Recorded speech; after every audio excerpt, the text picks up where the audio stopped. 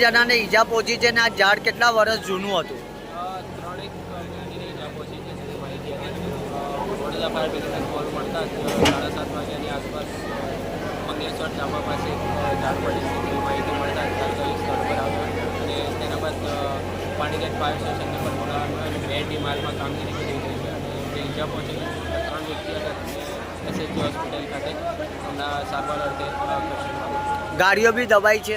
હા, અંદર 2 એક્ટિવા અને 1 બાઇક ફસાયેલ છે એવું છે માહિતી. હમણાં હાલમાં ઝાડની કટિંગની કામગીરી ચાલી રહી છે તેના બાદ સંપૂર્ણ માહિતી. સ્થાનિક લોકોનું કહેવું છે કે આ 100 વર્ષ જૂનું ઝાડ હતું.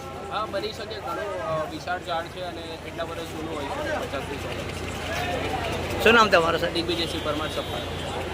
આપણે આ બોર્ડમાં જે ઝાડ પડ્યું છે કેટલાનું કઈ ઈજા પહોંચી છે? ફતેપુરા મંગેશપુર ચાના પાસે એક વડનું ઝાડ પડી ગયું છે. એના માટે અમને 1 કલાક પહેલાં ફોન આવ્યો હતો. તાત્કાલિક ફાયર બ્રિગેડની ટીમને ઇન્ફોર્મ કર્યું અને 108ની ટીમ આવી ગઈ. તાત્કાલિક જે 3 જણ ઈજા થઈ છે એ લોકોને હોસ્પિટલ ખાતે ખસેડવામાં આવ્યા છે. એ લોકોની સારવાર ચાલુ છે. અત્યારે કામગીરી ચાલુ રહી છે અને ફાયર બ્રિગેડની ટીમ અત્યારે ઝાડને હટાવવાની અને કાપીને અને સાઈડ પર કરવાની કામગીરી કરી રહી છે. इस वीडियो को लाइक करें, हमारे चैनल को सब्सक्राइब कर बेल आइकन जरूर प्रेस करें